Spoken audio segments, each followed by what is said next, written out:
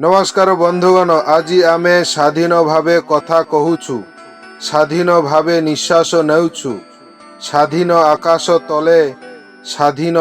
किंतु एही स्वाधीनतार माने कणे आमे जानिछु कि? आसंतु जानिबा। आज आमे स्वाधीन भावे निश्वास नेउछु कारण केही निज जीवन को देश पाई उत्सर्ग करिथिले। सेमानंको त्यागर मूल्य केबे भूलिबा नाही।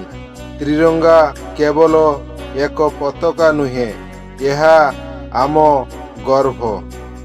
स्वाधीनता मागणारे मिली नथिला, यह पछरे थिला अनेक त्याग और संघर्ष। आम पाई जेउ माने सबु किछि हराइथिले सेमानंकु मने पकाइबा आमर कर्तव्य।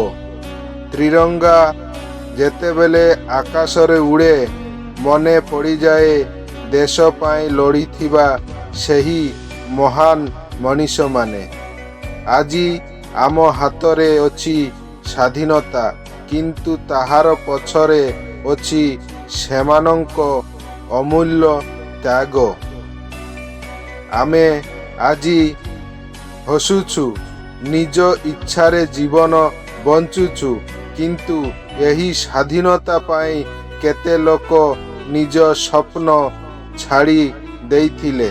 सेमानंकर त्यागकु हृदय साइती रखिबा।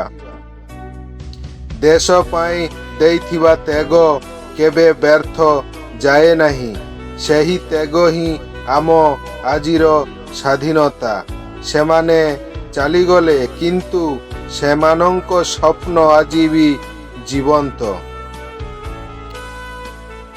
केही निज घर छाड़ी थिले, केही निज परिवाररु दूरेई थिले, केही देश पाई निज सबु किछु देई देइथिले। सेमानंको त्यागरु आजी आम मुहरे हस।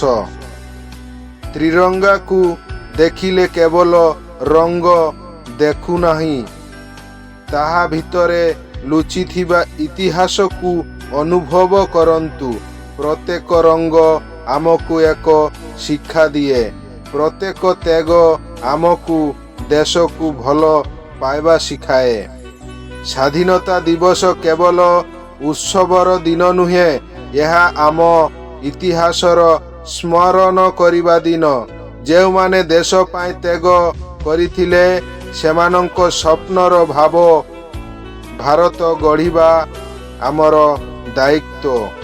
आजी जेउ माने माटीरे आमे मुक्त भावे चालुछु, सेही माटी पाई अनेक निज जीवन देइथिले। सेमानंको नाम हुए तो समस्ते मने रखी नथिबे, किंतु भारतर इतिहास सेमानंकु केबे भूलिबो नाही। एही माटी आमर, एही पताका आमर, एही स्वाधीनता अनेक त्यागर फल। तेनु देश को भल पाइबा केवल कथारे नुहे, कामरे देखाइबा। जेउ माने आम पाई लड़ीथिले सेमाने आजी आम मध्यरे न थाई पारंती, किंतु सेमानंको स्वप्न आम हृदय बंचिछि। सेही स्वप्न को सत करिबा ही हेउ आमर सत्य श्रद्धांजलि। आम पिला माने आजी स्वाधीन भावे स्वप्न देखुछंती, कारण आम पूर्वज माने स्वाधीनतार स्वप्न देखिथिले। सेमानंको त्याग को सम्मान करिबा देशर भविष्यत को आहुरी सुंदर करिबा। केते माँ निज पुओ को हराइथिले, केते परिवार निज प्रियजन को हराइथिले। सेही त्यागर मूल्य शब्दरे कहि हेबो नाही। आजिर स्वाधीनता सेमानंको स्मृति अमर चिन्ह। स्वाधीनतार अर्थ केवल निज लज्जारे बंचिबा नुहे, देश प्रति निज कर्तव्य बुझिबा बद्ध अटे। ଦେଶ ବଦଳିବ ବୋଲି ଅପେକ୍ଷା ନକରି ନିଜଠାରୁ ପରିବର୍ତ୍ତନ ଆରମ୍ଭ କରିବା। ତ୍ରିରଙ୍ଗା ଉଡ଼ିଲେ ହୃଦୟ ଗର୍ଭରେ ଉଡ଼ିଯାଏ, କାରଣ ଏହା ଆମ ଦେଶର ପରିଚୟ। ଏହା ପଛରେ ଅଛି ଅସଂଖ୍ୟ ତ୍ୟାଗର କାହାଣୀ, ଯାହାକୁ ପିଢ଼ି ପରେ ପିଢ଼ି ସ୍ମରଣ କରିବା ଦରକାର। ଆମେ ଯେତେବେଳେ ନିର୍ଭୟରେ ନିଜ ମତ ରଖୁଛୁ, ସେତେବେଳେ ସ୍ୱାଧୀନତାର ମୂଲ୍ୟ ବୁଝିବା ଦରକାର। ଏହି ଅଧିକାର ପାଇଁ ଅନେକ ସଂଘର୍ଷ କରିଥିଲେ, ତେଣୁ ସ୍ୱାଧୀନତାକୁ ସମ୍ମାନ କରିବା ଆମର ଦାୟିତ୍ୱ। ସେମାନେ ଭବିଷ୍ୟତକୁ ଦେଖିନଥିଲେ, ଯେଉଁ ଭବିଷ୍ୟତ ଭାରତ ନିଜ ଭାଗ୍ୟ ନିଜେ ଲେଖିବ। ଆଜି ସେହି ସ୍ୱପ୍ନର ଫଳ ଆମେ ଦେଖିଛୁ। ଏବେ ସେହି ଭାରତକୁ ଆହୁରି ଶକ୍ତିଶାଳୀ କରିବା ଆମ ପାଳି। ଦେଶ ପ୍ରେମ କେବଳ ଗୋଟିଏ ଦିନର ଭାବନା ନୁହେଁ, ଏହା ପ୍ରତ୍ୟେକ ଦିନର ଦାୟିତ୍ୱ। ଦେଶକୁ ସମ୍ମାନ କରିବା, ମଣିଷକୁ ସମ୍ମାନ କରିବା, ନିଜ କର୍ତ୍ତବ୍ୟକୁ ସତ୍ୟନିଷ୍ଠାର ପାଳନ କରିବା। ଆଜି ତ୍ରିରଙ୍ଗା ଆମକୁ ଗୋଟିଏ କଥା କହୁଛି, ଭାରତର ଶକ୍ତି ତାହାର ଏକତାର ଅଛି।